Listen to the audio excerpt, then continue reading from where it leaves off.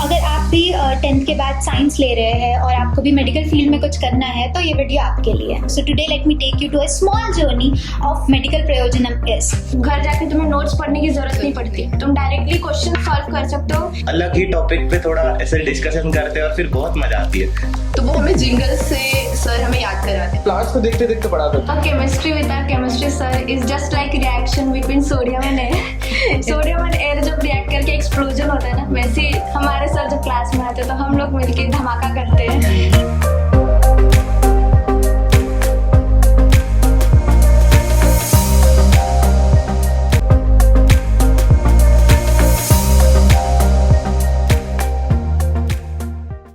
Hi everyone, this is Shruti Gajpie from class 12th of Medical Prayojanam. So अगर आप भी 10th के बाद साइंस ले रहे हैं और आपको भी मेडिकल फील्ड में कुछ करना है तो ये वीडियो आपके लिए है। तो 10th तक की जो जर्नी होती है इट्स लाइक इंडिया घूमने जैसी, बट जो 11th की जो जर्नी होती है it's like foreign trip. You need visa, passport and stuff like that. और 10th के बाद जो होता है वो आपकी ड्रीम्स आ जाते हैं और जो लाइफ होती है वो कम्प्लीटली चेंज हो जाती है। इसमें काफ़ी अप्स एंड डाउन्स आते हैं और इन अप्स एंड डाउन्स में आपके जो मेंटर्स होते हैं वो आपको किस हिसाब से हेल्प करते हैं, किस हिसाब से गाइड करते हैं या किस हिसाब से मोटिवेट करते हैं, वो सबसे इम्पॉर्टेंट होता है। क्योंकि जो आपके मेंटर्स होते हैं वो आपका फ्यूचर शेप अप करने में बहुत इंपॉर्टेंट रोल प्ले करते हैं। And so today let me take you to a small journey of what medical prayojanam is. So we have 4 students of medical prayojanam. We'll ask them that how is their journey, their experience learning in medical prayojanam. ये जो students हैं वो students हैं जिन्होंने फिलहाल 11th complete किया है। तो चलिए हम उनका एक्सपीरियंस जानते हैं।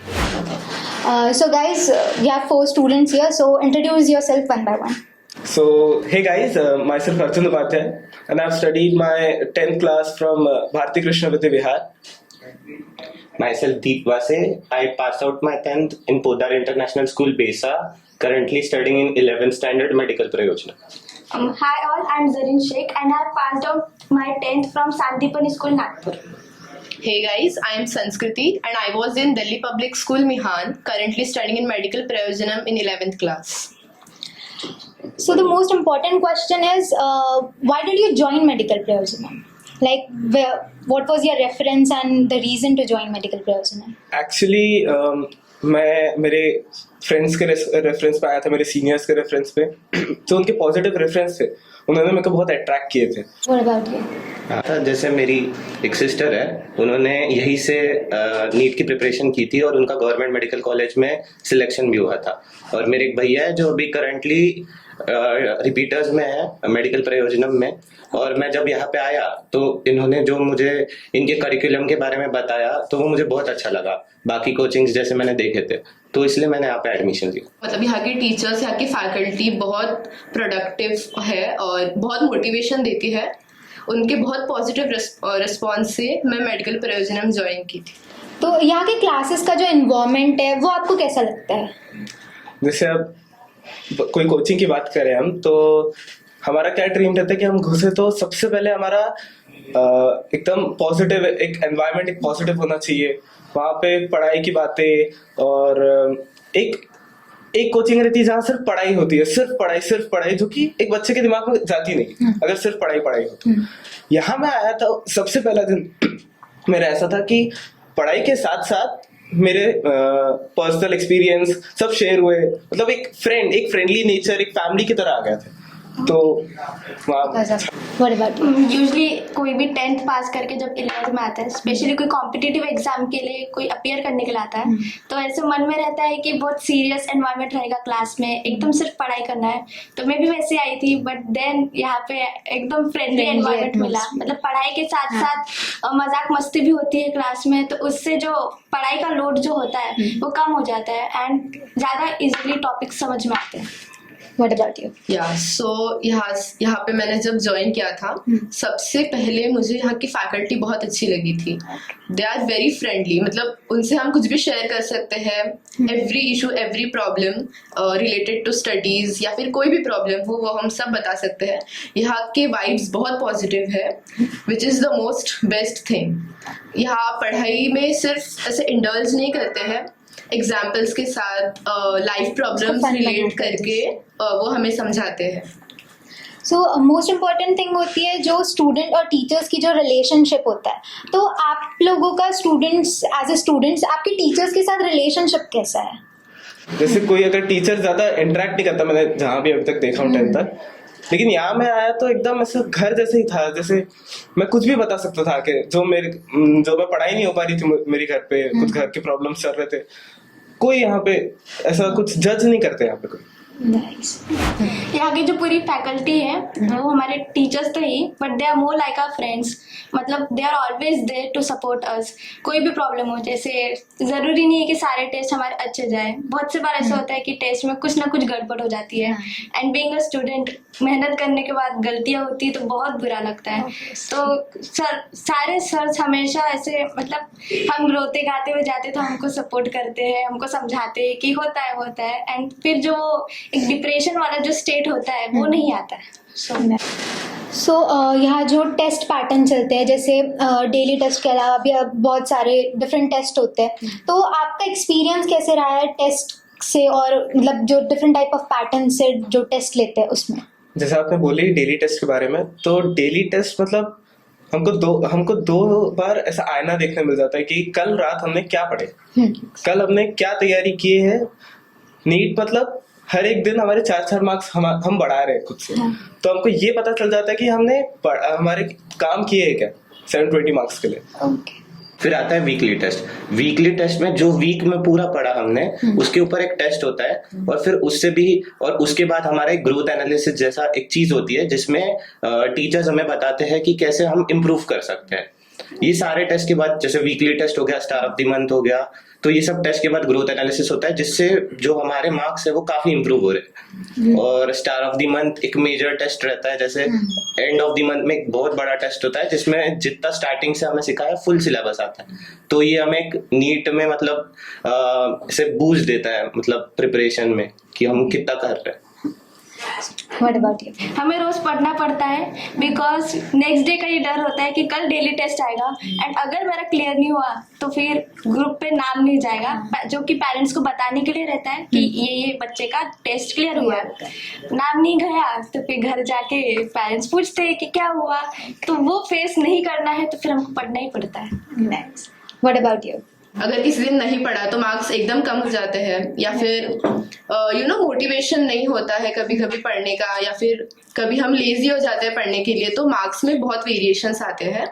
तो आई गेस वो कवर अप करने के लिए डेली टेस्ट बहुत अच्छा जो प्लेटफॉर्म है वो अच्छा है. उससे हमारे लाइक इम्प्रूवमेंट होता है. मेडिकल प्रयोजनम में एक चीज़ होती है, इज लाइक स्टूडेंट का जो प्रेजेंटेशन होता है, मतलब जो पढ़ाया गया है उसके ऊपर आपका प्रेजेंटेशन लिया जाता है. तो वो चीज़ जो है वो आपको किस टाइप से मतलब हेल्प करती है, और क्या उसके बेनिफिट्स हैं? What about you? या तो मैंने तो बहुत सारे प्रेजेंटेशंस दिए. लाइक बायो में जो सर है हमारे, वो लाइक एक एक टॉपिक देते हैं, उस पर हमको प्रेजेंट करना होता है. वो जो चैप्टर होता है वो पूरा हम घर से प्रिपेयर करके आते हैं. पूरा चैप्टर सर ने सिखा दिया है, अब हमको खुद से प्रिपेयर करना है, खुद से बताना है कि वो क्या चीज़ है. तो हम सब घर पे पूरा पढ़ के रीड करके प्रेजेंटेशन देना है हमको पूरे क्लास के सामने. तो नर्वसनेस होती है of course, but you have to develop that confidence, क्योंकि आगे जाके यही हमको काम आएगा जो हम कॉलेजेस हमको मिलेंगे. तो What about you? यूजली हम पढ़ाई करते हैं, हम पढ़ते हैं, हम लिखते हैं, एंड हम याद करते हैं एंड सॉल्व करते हैं. बट जब प्रेजेंटेशन की बारी आती है तो हम घर पे उसको पहले पढ़ते हैं, उसको समझते हैं, एंड देन फिर हम प्रैक्टिस करते हैं खुद बोल के कि हम ये समझा पा रहे हैं कि नहीं. तो उससे कहीं ना कहीं कॉन्सेप्ट्स और अच्छे से क्लियर होते हैं. What about you? तो यहाँ पे जो प्रेजेंटेशन है, अभी प्रेजेंटेशन हुआ तो मैं घर पे जाऊंगा तो टॉपिक्स को इन डेप्थ पढ़ूंगा, और जब हम किसी और को प्रेजेंट करने के के लिए जब पढ़ते हैं तो हम टॉपिक्स को इतना अच्छे से समझते हैं और फिर जब दूसरों को बताते हैं तो हमारा टॉपिक और क्लियर हो जाता है। तो जैसे सबसे पहली बार जैसे इंट्रोड्यूस हुआ था हमारे पास कि अभी तुम्हारा अगले दिन प्रेजेंटेशन है, तुमको आना पड़ेगा, तो मैं भी घर जाके पहले तो बहुत नर्वस था, फिर से सोचा कि नहीं, अब नर्वसनेस से कुछ नहीं होगा, वहां जाके सारे दोस्त ही है, सबको बोलना है, और ये जो भावना है कि सब दोस्त है, यही आगे मुझे ऐसा लगता है कि यही आगे बहुत काम आएगा कि सब मेरे दोस्त हैं, मुझे बोलना है, और मेरे को बोलना है तो इसके लिए मुझे पढ़ना भी पड़ेगा, और पढ़ते तो रोज ही है, लेकिन वो पढ़ना एक अलग बात होती है, पढ़ना और पढ़ाना। तो इन शॉर्ट जो प्रेजेंटेशन का जो कंसेप्ट है वो ना ही मतलब इनके कंसेप्ट के साथ साथ इनकी जो सोशल स्किल्स है वो भी बूस्ट अप करवाता है। So next question is star of the month का जो कंसेप्ट है, तो जिसमें आपको स्कॉलरशिप वगैरह भी दी जाती है, सो आपके क्या ओपिनियंस है on star of the month का जो कंसेप्ट है और जो स्कॉलरशिप्स मिलती है उसके बारे में? स्टार ऑफ द मंथ से एक टाइप का कंपटीशन मतलब फील होता है कि नहीं, इस बार मुझे फर्स्ट आना है, इस बार मुझे स्कॉलरशिप चाहिए, एंड फिर मतलब नहीं आया तो फिर ऐसे फील होता है कि नहीं यार थोड़ा और पढ़ लेना चाहिए तो और इम्प्रूवमेंट की जरूरत है, नेक्स्ट टाइम लाओगी करके। तो ऐसे जो है महीने भर मतलब हर महीने के गैप पे स्टार ऑफ द मंथ होता है, तो महीने भर एक मोटिवेशन रहता है पढ़ने के लिए कि भाई पढ़ना है। तो यहाँ के जो मेंटर्स है, जो आपके टीचर्स है, जैसे मोस्टली कोचिंग्स में एक चीज़ कॉमन होती है कि जो स्टडीज़ होती है, जैसे अगर कोई कॉम्पिटिटिव एग्जाम ले ले तो मोस्टली इट्स लाइक कि 24 आवर अगर आपने स्टडी की तो ये आपका सिलेक्शन होगा एंड स्टफ, ऐसा मोस्टली एक कॉमन माइंडसेट बन जाता है स्टूडेंट्स का। तो यहाँ के टीचर्स जो है वो आपको मतलब कैसे हेल्प करते हैं और कैसे जो स्टडीज़ है वो इंटरेस्टिंग बनाने में कैसे हेल्प करते हैं? तो यहाँ पे जो एकदम क्लास में ना, जैसे अभी फिजिक्स की फैकल्टी हो गई, तो यहाँ पे फिजिक्स की क्लास चल रही है, सर आधा घंटा सिखाए, अभी उन्हें लग रहा है थोड़ा सा मतलब क्लास में एकदम सब लो फील कर रहे हैं, तो सर एकदम मतलब हमें एकदम अलग ही टॉपिक पे थोड़ा ऐसे डिस्कशन करते हैं और फिर बहुत मजा आती है क्लास में। तो ऐसी क्लास इंटरैक्टिव भी रहती है, हम क्लास में पढ़ते भी है, मस्ती भी करते हैं, तो इससे क्लास में एक फन बनता है। और फिर सेम बायो फिजिक्स केम सब में यही होता है। और हमारे यहाँ पे ऐसा है कि हर सैटरडे एक सैटरडे स्पेशल नाम की चीज रहती है, जिसमें हमें एक सैटरडे मूवी दिखाई जाती है, खेलने लेके जाता है, एक्सेट्रा एक्सेट्रा। तो इससे पढ़ाई भी होती है, साथ साथ में मूड भी फ्रेश होता है, तो फिर हम ज्यादा कंसंट्रेट कर सकते हैं स्टडीज पे। सबसे अच्छा मतलब फील तब अच्छा होता है जब सर लोग अपनी लाइफ स्टोरीज बताते हैं बीच बीच में क्लास के, कि मैं अपने कॉलेज के समय में ऐसा करता था, मैंने ये मस्ती करी हुई है, तुम लोग जाओगे तुम भी ऐसे करोगे। तो कहीं ना कहीं वो ऐसे लगता है कि हाँ मतलब हम भी करेंगे ऐसी मस्ती, तो ऐसे मतलब अच्छा फील होता है। वैसे ड्रीम आता था कि हाँ सर ने भी किए थे, हम भी करेंगे। सारे सर फ्रेंड्स हैं, तो जब दो तीनों मिलते हैं तो फिर उनकी बीच की जो बातें होती है वो सुनने भी बहुत मजा आता है, एकदम मूड फ्रेश हो जाता है। हाँ। तो ऐसी कौन सी चीज़ है जो आपने मतलब अपने 10th तक की स्टडीज में फेस नहीं की है, बट जैसे ही आपने 11th में एंटर किया है तो आप वो चीज़ कॉन्स्टेंटली फेस कर रहे हो, तो कोई ऐसी चीज़? What about you? तो जैसे 10th की बात हो जाए तो 10th में हम क्या करते थे, जब एग्जाम आ रहा है तब पढ़ने बैठ गए, 2 दिन पहले रात में जग लिया, मार्क्स आ गए। अब ये नीट है, ये तो बहुत अलग है, इसमें तो इतना सारा सिलेबस है, एक रात में तो कवर नहीं होना। यहाँ पे हम सीख रहे हैं कि रोज कैसे पढ़ना है, मतलब रोज आपको 6 घंटा पढ़ना है, मतलब पढ़ना है, वरना आपका कहीं ना कहीं बैकलॉग बन ही जाएगा। यहाँ जो है नीट में, उसमें डेली रिवीजन बहुत ज्यादा इंपॉर्टेंट है, वो हमको फेस करना पड़ता है कि रिवीजन करना है। 11th में आके ऐसा फील होता है कि 10th में था ही क्या, मतलब जो पूरे 11th में हमने एक टॉपिक में पढ़ा होगा, सॉरी एक चैप्टर में पढ़ा होगा, वो हमने पूरे 10th में पढ़ा था। क्वेश्चन सॉल्विंग भी करनी है, एनसीईआरटी भी पढ़नी है, तो there is a lot of things to do. तो उसको मैनेज करना, टाइम मैनेजमेंट, वो 11th में आके सीखा है। सो मेडिकल प्रयोजन में एक स्टडी रूम है जिसे मोस्टली हम ब्लू रूम कहते हैं, तो उसके आपको क्या बेनिफिट्स लगते हैं? ब्लू रूम एक एक्सक्लूडेड एनवायरनमेंट देता है, मतलब क्लास में जैसे बहुत कोई सर प्रेजेंट नहीं है, क्राउडेड है, सब लोग बातें करते रहते हैं, एंड फ्रेंड्स भी बातें करते हैं, तो कहीं ना कहीं फ्रेंड्स बात कर रहे हैं, अपन भी बात करते हैं, हम भी मस्ती करते हैं, ऐसा फील होता है। लेकिन पढ़ना है तो तुम उठ के ब्लू रूम में आ जाओ, यहाँ पे पढ़ लो, नो डिस्टर्बेंस, बस तुम हो तुम्हारी किताब। बड़ी बात है। ब्लू रूम का जो इन्वायरमेंट है ये बहुत ही साइलेंट इन्वायरमेंट है। क्लास में जैसे ब्रेक चल रहा है, अब ब्रेक में सब बात कर रहे हैं तो हमको दोस्त उठ के इधर आ गए, अभी पढ़ना है, तो यहाँ पे एकदम साइलेंट इन्वायरमेंट मिलेगा और फिर हम मतलब जो ब्रेक का टाइम है उसे यूटिलाइज भी कर सकते हैं। ओके, सो जो मोस्ट इम्पॉर्टेंट थिंग्स है वो आपके जो सब्जेक्ट्स है, तो फर्स्ट ऑफ ऑल फिजिक्स जो मोस्टली सबका फेवरेट नहीं होता है, तो ओके राइट, तो आपका जो फिजिक्स को लेके जैसे मतलब जो इक्वेशंस रहते हैं या डिफिकल्ट फॉर्मूलाज रहते हैं, तो वो आप लोग मतलब कैसे समझते हैं, या फिर आपके जो मेंटर्स है वो आपको किस हिसाब से हेल्प करते हैं उसके बारे में? सो व्हाट अबाउट यू, आपका फिजिक्स फेवरेट है? मेडिकल प्रोफेशनल की फिजिक्स की मुझे ये स्पेशल बात ये लगती है कि यहाँ पे जो है फिजिक्स JEE के हिसाब से नहीं पढ़ाते, मतलब नीट ओरिएंटेड रहता है, जितना नीट को जरूरत है उतना ही, तो उस हिसाब से एक डायरेक्शन मिलती है कि हमें इसी डायरेक्शन में फिजिक्स करना है, ज्यादा एक्स्ट्रा का कॉम्प्लेक्स क्वेश्चंस हमको नहीं आने वाले हैं। तो उस हिसाब से सर हमको प्रिपेयर करते हैं, जो फॉर्मूला रटने हैं वो फॉर्मूला रट लो, जिनकी डेरिवेशन की जरूरत है उनको डेरिवेशन कर लो, तो एक प्रॉपर ऑर्गेनाइज स्टडी मटेरियल मिल जाता है फिजिक्स का। और जैसे मैं अभी तक 10th में देखता आ रहा था कि एक माइंडसेट बन जाता है आई गेस टीचर्स का कि हाँ ये 10th पढ़ के आया, इसको सब आता है 10th तक, लेकिन मैं यहाँ आया तो मतलब 10th तक तो टच नहीं पढ़ते थे कोई भी, तो बेसिक्स उतने क्लियर नहीं थे। जैसे कोई भी नॉर्मल बेसिक्स मैथ्स के, physics is an evolved form of maths बोल सकते हैं, राइट, तो उसके बेसिक्स क्लियर अगर नहीं रहे तो हिचकिचाहट तो होती है सर से पूछने के लिए। तो सर से पूछने के बाद सर ऐसा कुछ जज नहीं करते कि हाँ तुमको नहीं आता, तुम पढ़े हो, तुमको आना चाहिए था, ऐसा कुछ नहीं आता है, ठीक है मैं सिखा देता हूँ, कोई प्रॉब्लम नहीं है, बस तो उसके आपको बेसिक से पढ़ाना चालू हाँ। करते हैं। तो फिजिक्स की जैसी फैकल्टी है तो ये हमें लिविंग लाइफ एग्जांपल से बता के फिजिक्स को इतना बढ़िया समझाती है कि हम उसे कनेक्ट भी करते हैं, फॉर्मूले भी समझते हैं और फिर हमसे क्वेश्चन भी बनने लगते हैं। जब तक हमको समझ में ना आए तब तक वो हमको समझाते हैं।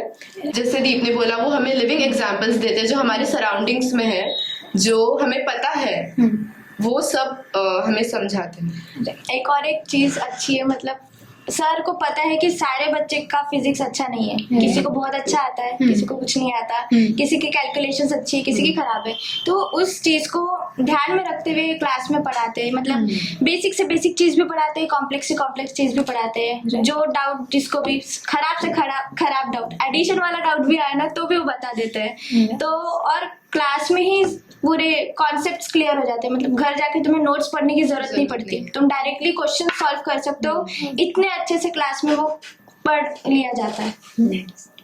तो coming to chemistry, so how is your people chemistry with your chemistry teacher? So anyone of you? जैसे केमिस्ट्री की बात करें, हम पहले सोचते थे जैसे फिजिक्स तो हार्ड है, हम ऐसे सोचते थे, यहाँ के पता चला कि केमिस्ट्री थोड़ा ट्रिकी है, देखा जाए तो टफ तो कुछ नहीं है, ट्रिकी है। तो ट्रिकीनेस को थोड़ा कम करने के लिए जो हमारी केमिस्ट्री के सर है हमारे, वो अपना पूरी जान डाल देते हैं। वो हमने मतलब अब नोटिस किया है, अब वो पता नहीं, लेकिन हमने नोटिस किया कि सर पूरी जान डाल देते हैं उसको कम करने के, उसको नलिफाई करने के लिए। यहाँ पे जैसे अगर आपको 10 बजे भी डाउट आएगा तो सर मतलब आपका कॉल उठा लेंगे, मतलब लेट नाइट तक आप कॉल करो सर डाउट बता देंगे। और सर मतलब जैसे उनको टाइम मिला तो 10 बजे रात में डाउट ले लेंगे, उनको जैसे जैसे टाइम मिलता है वो डाउट लेते जाते हैं, हमारे कंसेप्ट क्लियर करते हैं। Our chemistry with our chemistry sir is just like reaction between sodium and air. Sodium and air जब रिएक्ट करके एक्सप्लोजन होता है ना, वैसे हमारे सर जब क्लास में आते हैं तो हम लोग मिलके धमाका करते हैं। तो सर की सबसे बेस्ट चीज ये है कि वो जुगाड़ू ट्रिक्स बताते हैं, मतलब बुक्स में जो अलग अलग टाइप की ट्रिक्स मेथड्स दिए हुए रहते हैं आंसर्स निकालने के लिए, वो कुछ ज्यादा ही याद रखने के लिए डिफिकल्ट हो जाते हैं। तो वो डिफिकल्ट कॉन्सेप्ट्स के लिए एक छोटा स्मॉल ट्रिकी थिंग्स को बताने के लिए छोटे कॉन्सेप्ट्स यूज करते हैं। मतलब उनके अलग ही इंडियन जुगाड़ है, तो बहुत इजीली आ जाते हैं, आंसर्स भी आ जाते हैं, तो फिर बहुत इजी जाता है केमिस्ट्री पढ़ना विद नो एक्सेप्शन। एग्जैक्टली, क्योंकि केमिस्ट्री जो ऐसा सब्जेक्ट है वो किसी को पसंद नहीं आता, क्योंकि उसमें एक्सेप्शंस बहुत है एंड उसमें मेथड्स बहुत बनते हैं। So coming to biology, which everyone's favorite. So how is your experience learning bio in only institute of NEET? So like जैसे बायो की बात करें तो बायो मतलब क्या, नेचर। तो हमें उस नेचर से मिलाते हैं। जैसे बायो आपने बोले सबका फेवरेट रहता है, तो उसको और फेवरेट बनाने के लिए, जैसे बायो क्या है, नेचर, तो उस नेचर से मिलाने के लिए सर अपनी पूरी कोशिश करते हैं। जैसे अगर कोई बॉटनी का चैप्टर चल रहा है तो सर बोलेंगे चलो आज इच्छा हो रही है कुछ प्लांट्स वगैरह देख के आते हैं। फिर वो प्लांट्स को देखते देखते पढ़ा देते हैं कि ये ऐसा है। फिर हम लोग जब बुक्स में देखते हैं तो बहुत ज्यादा रिलेट हो जाता है, तो अच्छे से कंसेप्ट भी बिल्डअप हो जाता है। फिर सर का पढ़ाने का तरीका तो अलग ही सर ऐसा मतलब विजुअलाइज कराते हैं बहुत। चीजें, right. Again anyone of you? साथ साथ में सर ऐसा करते हैं कि क्लास इतनी इंटरैक्टिव रहे, मतलब लाइक सबको सुनना ही है, क्योंकि सर जैसे जो सिखाए उस पे फट से क्वेश्चन पूछते हैं और जिसने क्वेश्चन का आंसर नहीं दिया वो खड़ा रहेगा। तो इससे हमें सुनना ही पड़ता है। और फिर अभी ऐसा हो गया कि सब लोग ध्यान देने लगते हैं, मतलब सबको पता है कि आंसर करना है, तो उससे एफिशिएंसी भी बढ़ जाती है क्लास में और फिर तब का टॉपिक तभी समझ जाता है। मतलब concentration in class is must. हाँ। तो यस, जो बायोलॉजिकल टर्म्स है सर उन्हें बहुत अच्छे से समझाते हैं। जैसे अभी एग्जांपल्स लर्न करने हैं किसी चीज के, तो वो हमें जिंगल से सर हमें याद कराते हैं। जैसे कोई जिंगल बता दिया तो उस बेसिस पे हम उस कॉन्सेप्ट को और अच्छे से समझ पाते हैं, एग्जांपल्स और अच्छे से याद हो जाते हैं। मतलब पर्सनली मैं बताऊँ, मुझे बायो में ह्यूमन फिजियोलॉजी के अलावा कुछ पसंद नहीं आता। मुझे याद नहीं रहता, मुझे बहुत मतलब मेमोरी मेरी वीक हो जाती है बायो जब आता है। बट जब सर पढ़ाते हैं तो जस्ट लाइक अर्जुन एंड संस्कृति सेड के रियल लाइफ एग्जांपल्स देते हैं, जिंगल्स देते हैं, तो उससे सब कुछ बहुत इजी हो जाता है याद करना, पढ़ना। प्लस वो क्लास में हर एक लाइन का एनसीईआरटी में जो इंग्लिश में दी है उसको हिंदी में अपने वे में इजी करके एग्जांपल्स देके कि क्या तुम्हें वो याद है, ऐसा क्यों होता होगा, इस तरह करके पढ़ाते तो कहीं ना कहीं वो दिमाग में बैठ जाता है कि हाँ, तो उससे याद करना घर जाके इजी हो जाता है। और ऐसा कोई, मतलब मुझे तो नहीं लगता ऐसा कोई भी होगा जिसने 10th तक इतने अच्छे से पढ़ा होगा खुद से। तो टीचर्स पढ़ाते हैं 10th तक नो डाउट, लेकिन खुद से तो कोई नहीं पढ़ता है, वो एक्सपीरियंस है। तो लेकिन यहाँ पे 10th में 11th में आके मैंने यही देखा है कि जैसे स्टार्टिंग में तो बहुत दिक्कत जाती थी, सर तभी का तभी ऐसे पूछ लेते थे, तो कभी अगर ध्यान डाइवर्ट हो गया तो उस पर ध्यान नहीं रहता क्या बोले सर ने। लेकिन अब ऐसा हो गया कि अगर जितने घंटे 1.5 घंटे की क्लास है तो पूरे 1.5 घंटे कॉन्सेंट्रेशन के साथ बैठना है, नहीं तो आपका ये जो डिसीजन है, जो आपने मेडिकल प्रयोजनम चूज किया है, तो आपका 1 साल यहाँ पे मतलब आपने जो बिताया है, तो आपको क्या लगता है आपका जो डिसीजन था मेडिकल प्रयोजनम को चूज करने का, वो सही था या कैसा था?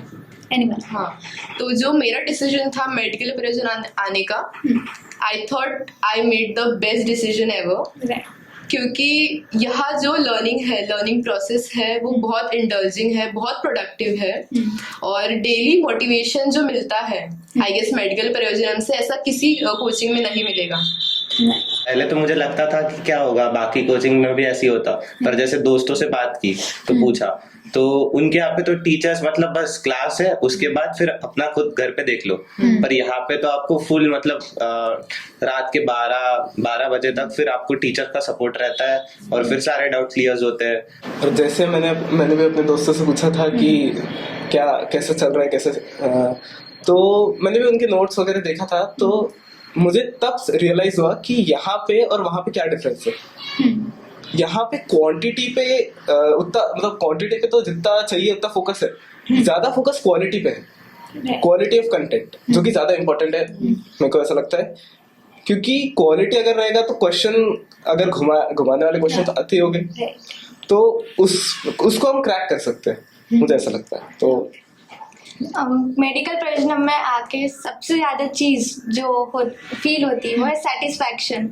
मतलब पर्सनली एक स्टूडेंट जो कोचिंग क्लासेस ढूंढता है नीट के लिए, उसके कुछ क्राइटेरिया होते हैं कि पर्सनल असिस्टेंस होना चाहिए टीचर का, सारे डाउट्स सॉल्व होने चाहिए, टीचर का हर एक बच्चे पे ध्यान रहना चाहिए, रेगुलर रिविजन होनी चाहिए ट्यूशन क्लास में, और पर्टिकुलर टेस्ट का एक शेड्यूल होना चाहिए कि अभी ये टेस्ट है, अभी ये टेस्ट है, और सारी चीज़ें यहाँ पे आपको आके मिलेगी। So we have heard from experiences of students of medical prayojanam on what it actually is. Here, they not only teach us to follow our dreams, but to be a better human, to be a better version of ourselves. Here, studying is not only about learning the concept but also experiencing it.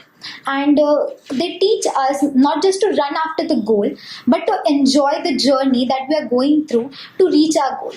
So at last, I would like to thank the student of Medical Prayojanam who have shared their thoughts and experiences on what Medical Prayojanam is. Thank you.